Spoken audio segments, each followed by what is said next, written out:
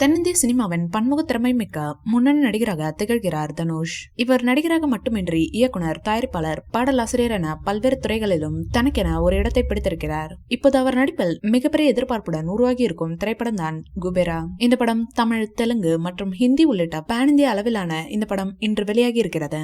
தனுஷும் ராஷ்மிகாவும் ஜோடி சேர்ந்து நடித்துள்ளது இதுவே முதன்முறையாகும். இப்படத்தில் வில்லனாக நடிகர் நாகார்ஜுனா நடித்திருக்கிறார். இப்படத்தை அமிகோஸ் கிரியேஷன் நிறுவனத்தின் கீழ் சுனில் நாரங் மற்றும் புஷ்கர் ராமோகன் ராவ் ஆகியோர் சேகர் கமுல்லாவும் இணைந்து தயாரித்துள்ளனர். இப்படத்திற்கு தேவிஸ்ரீ பிரசாத் இசையமைத்துள்ளார். இன்று வெளியான குபேரா படத்தை பார்க்க நம்ம தலைவர் அவர் மனைவியுடன் திரையரங்கிற்கு வந்துள்ளார். அப்போது எடுக்கப்பட்ட வீடியோக்கள், புகைப்படங்கள் தற்போது வைரலாகி வருகிறது. இப்படத்தை பார்த்து நல்ல விமர்சனத்தை கொடுத்துள்ளார் ரஜினி சார். குபேரா திரைப்படத்தை 90 கோடி பட்ஜெட்டில் உருவாக்க திட்டமிட்டிருந்தனர். ஆனால் படப்பிடிப்பு நாட்கள் போக போக அதிகரித்ததால் இப்படத்தின் பட்ஜெட்டும் அதிகரித்தது. அதன்படி இப்படத்திற்கு கூடுதலாக 30 கோடி செலவாகி இருக்கிறதாம். மொத்தமாக 120 கோடி பட்ஜெட்டில் குபேரா திரைப்படம் உருவாகி இருப்பதாக தகவல்கள் தெரிவிக்கின்றன. நடிகர் தனுஷின் கெரியரில் அதிக பட்ஜெட்டில் உருவான திரைப்படம் குபேரா.